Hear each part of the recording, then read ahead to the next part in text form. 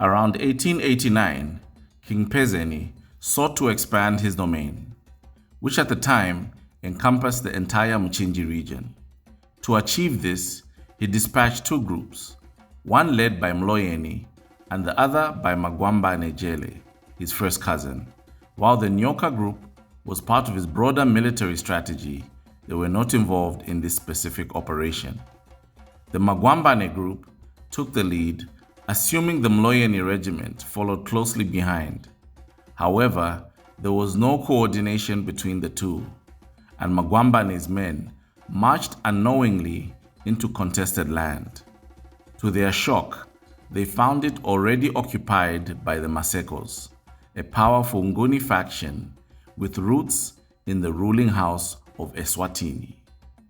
Outnumbered and unprepared, Magwambane's forces faltered. Many of his warriors deserted him, leaving him and his closest men vulnerable.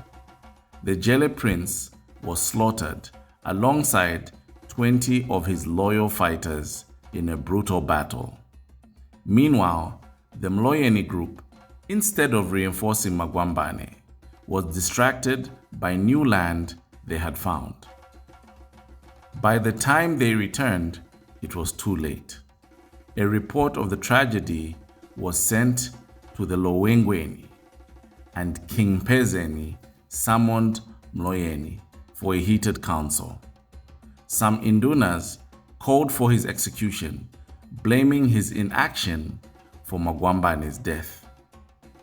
Ultimately, he was ordered to pay 400 cattle as reparation.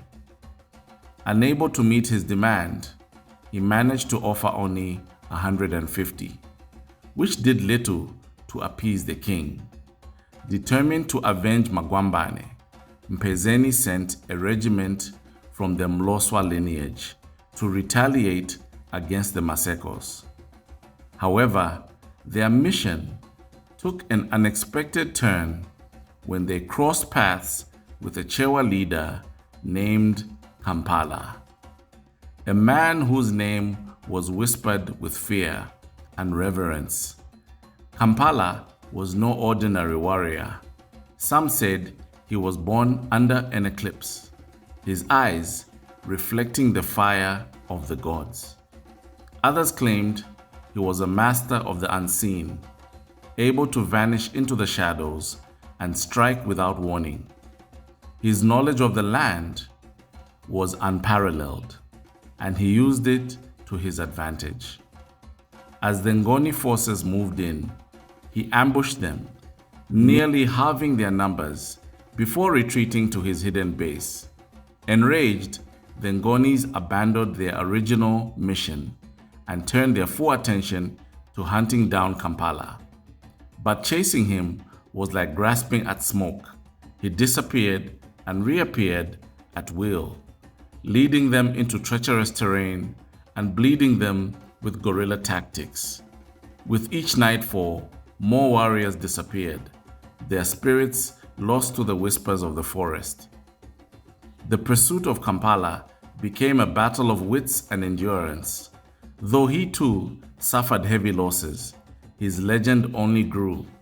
The land where he made his final stand was named in his honor, Kampala Village, a place where echoes of his laughter, power, and defiance still linger in the wind.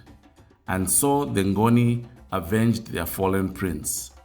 But they knew deep in their hearts that they had not merely fought a man, they had faced the storm of the ancestors, the eyes of the unseen, and the power of a warrior who would never truly be defeated.